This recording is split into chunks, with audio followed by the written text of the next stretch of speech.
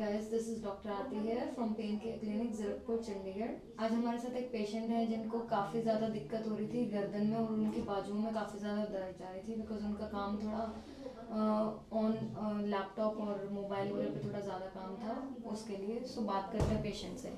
हाँ जी, क्या नाम है आपका? मेरा नाम प्रभजीत है। प्रभजीत, क्या दिक्कत हो रही थी आपको? मेरे बेसिकली गर्दन से सर्वाइकल की पेन हो रही थी एंड पहले मुझे 2020 में हुई थी पेन, 2021 में।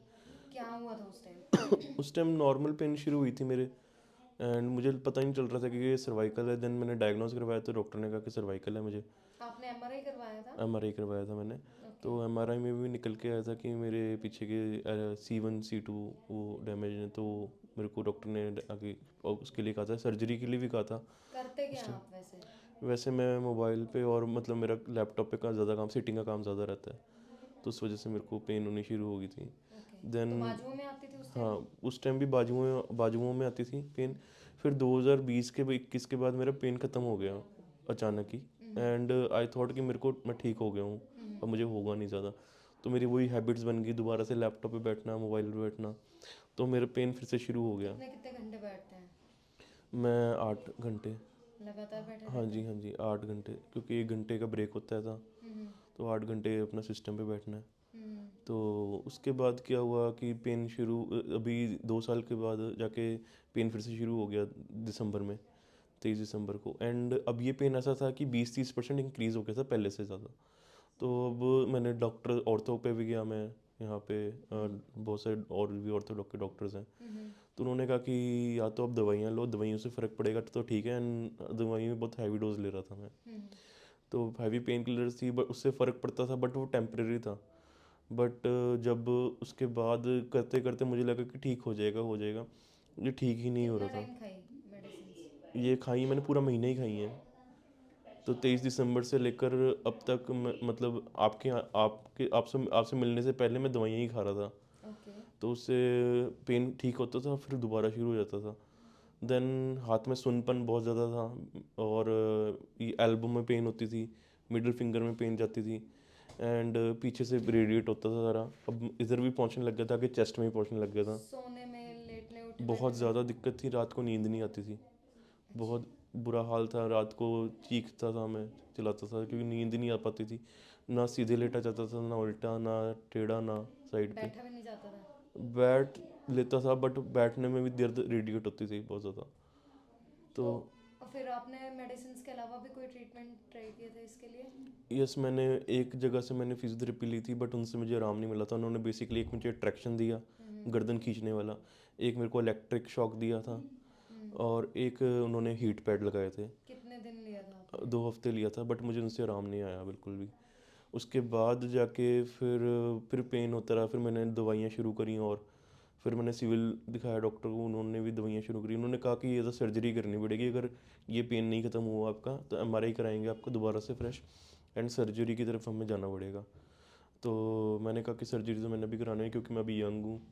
तो उसके बाद फिर मैंने आपका वीडियो देखा, बाई चांस मेरे पास मेरे मेरे जीजा हैं, उन्होंने मेरे को लिंक भेजा था फेसबुक पे।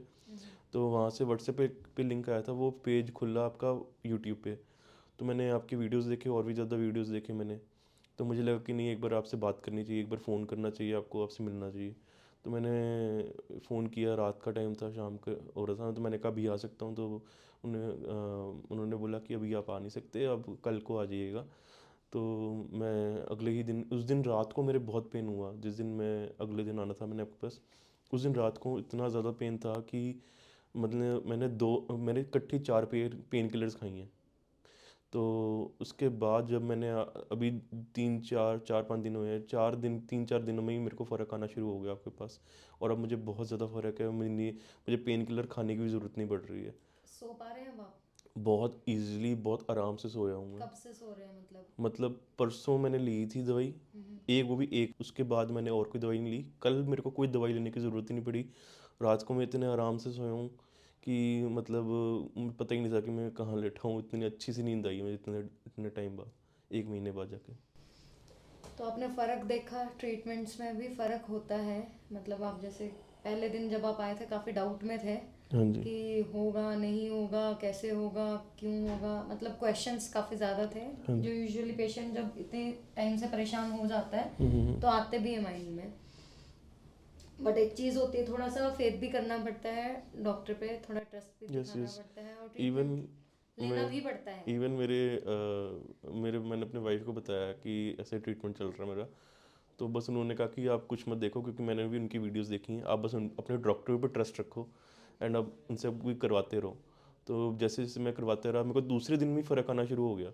हमारा ट्रीटमेंट काफ़ी अलग है, जैसे आपने अब तक ट्रीटमेंट लिए थे, हम्म। फिजियोथेरेपी के ट्रीटमेंट्स लिए थे, आपने हम्म। डिफरेंस खुद देख लिया है हम्म। कि वहाँ 2 हफ्ते आप वहाँ ट्रीटमेंट पे लिए। कोई ह्यूमन टच नहीं है किसी और फिजियोथेरेपिस्ट पे, लेकिन आपका जैसे जो ये मैनुअल थेरेपी रहती है तो उसमें बहुत ज़्यादा फर्क पड़ता है एक ही बार में। ऐसा थोड़ा लगता है कि कोई जादू की छड़ी चल गई है एंड वो पेन अपने आप रिलीव हो रहा है। थोड़ा स्टार्टिंग में 1-2 दिन पेन एग्रेवेटेड लग सकता है, हाँ जैसे होता है जो टच करते हैं थोड़ा पेन लगता है उन चीज़ों की वजह से, बट उसके लिए इतना पैनिक करने वाली बात नहीं होती है। पेन जितना क्वांटिटी है उसको रिड्यूस करेंगे तो थोड़ा टच करना पड़ेगा तो। मैम एक चीज़ और है, जो आप जैसे जिस जो मैनुअल थेरेपी करते हो उसमें वो टच वाला पेन अलग है, वो तो जैसे हम जिम मारते हैं सोरनेस तो होती है। वो अलग वाला पेन है। लेकिन ये जो सर्वाइकल का पेन होता है ना, ये बिल्कुल ही डिफरेंट है।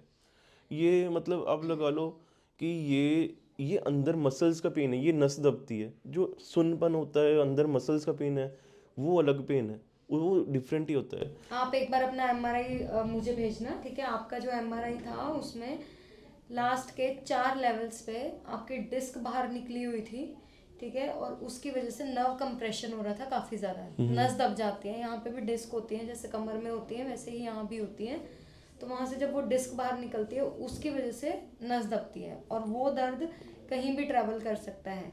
यूजुअली बाजू में ट्रैवल करता है, कोहनी तक या फिंगर्स तक, सुन्न हो जाती है, नम हाँ हो जी हाँ जाती जी हाँ हैं, जी हाँ जी। या इवन सिर दर्द भी होता है, या इवन पीठ में भी दर्द हो सकता मेरे है। को बेसिकली ये वाला पेन नहीं हुआ अभी कि जिसमें सिर में गया हो या मेरे को चक्कर आए या उल्टियाँ आई हो, कि मोस्टली का सर्वाइकल पेशेंट्स को ये फील होता है। बट आपका अलग ही लेवल पे पहुंच चुका था क्योंकि नर्व कंप्रेशन काफी ज्यादा हो हाँ चुका जी था, हाँ जी, बट 50% से ज्यादा था। पेन मेरे को ऐसा था कि मतलब अनकंट्रोलेबल, कि मतलब मैं उसका बयान नहीं कर सकता, ऐसा पेन था वो। तो वो 50% से ज़्यादा कंप्रेशन होने की वजह से आपको पेन इतनी ज़्यादा आ रही थी, उसकी वजह से दिक्कत आ रही थी। और आज के टाइम में मोस्टली लोग यही गलतियां कर रहे हैं, लैपटॉप पे, स्क्रीन्स पे, आईटी सेक्टर वाले जितने भी हैं वो बैठे रहते हैं 8-8 9-9 घंटे। उनको तब समझ में नहीं आती है कि प्रॉब्लम स्टार्ट हो चुकी है, ना इवन उस पर रिएक्ट करते हैं, हल्के में लेते हैं कि सर्वाइकल है। सर्वाइकल एक वर्ड है, सिर्फ मेडिकल टर्मिनोलॉजी है जिसको गर्दन से रिलेटेड प्रॉब्लम के लिए यूज़ किया जाता है। बट उसका कारण किस वजह से आ रहा है, क्या वो मसल्स की वजह से आ रहा है, क्या वो डिस्क की वजह से आ रहा है, क्या वो नर्व्स की वजह से आ रहा है, जॉइंट्स की वजह से आ रहा है, किस कारण से आ रहा है, वो डायग्नोज करना पड़ता है। जो आपके केस में सिर्फ मस्कुलर नहीं था, नर्व कंप्रेशन हो चुका था आपके केस में, तो काफ़ी क्रिटिकल केस था। बट 4 दिन में इतना ज़्यादा फर्क पड़ा है, वो बहुत अच्छी बात है हाँ जी आपके मैम, लिए। मैं मतलब इतना खुश हूँ ना, मेरे को दवाइयाँ नहीं लेनी पड़ रही हैं। दवाइयाँ ले रहे थे इतने सिवियर पेन किलर्स, उनका इफेक्ट किडनीज पे, लिवर पे, सब जगह पे पड़ता यस है। Yes yes. उनके साइड इफ़ेक्ट्स भी होते हैं, ऐसा नहीं है कि वो आप खाते रहेंगे तो कोई बात नहीं, फ्लश आउट नहीं हो पाता है बॉडी से इतना टॉक्सिन। तो इस चीज़ को हल्के में नहीं लेना है कभी भी आपने, कि आप कंप्यूटर पे काम कर रहे हैं, पेन आ रही है, उसको जिम जाके हम करेक्ट कर लेंगे, ऐसा नहीं होता है, बढ़ जाती हैं उससे प्रॉब्लम्स। आप भी बता रहे थे ना, आप भी जिम चले गए थे, हाँ जी हाँ जी हाँ जी। इतना सीवियर कंप्रेशन हुआ हुआ और आप जाके वहाँ जिम स्टार्ट कर देंगे तो आप बेड पे आ यही जाएंगे हुआ बिल्कुल। मैम, 22 दिसंबर को मेरे पेन सेंसेशन फील होने लग जाती है, मुझे पता चलने लग जाता है, जो एक सेंसेशन गर्दन के पीछे फील होती है कि वो एक नंबनेस और टाइटनेस फील होने लग जाती है।